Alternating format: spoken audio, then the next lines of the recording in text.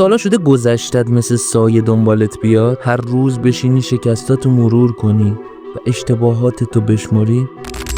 من اگر شیطان بودم کاری میکردم تو گذشتت زندانی بشی، کاری میکردم باور کنی گذشتت همونیه که تو رو تعریف میکنه. چرا؟ چون وقتی تو گذشته گیر میکنی خودت زندانبان خودتی. لازم نیست دیگه من کاری کنم، تو فقط به عقب نگاه میکنی، آینده تو از دست میدی. ولی یه چیزی هست که نمیخوام بفهم، گذشته فقط یه خاطره است، نه زندانه نه زنجیر. اون اشتباهات، اون شکستات میتونن قدرتت بشن اگه جرأت کنی و به جلو نگاه کنی. پس از خودت بپرس تا کی میخوای زندانی چیزی بشی که دیگه وجود نداره؟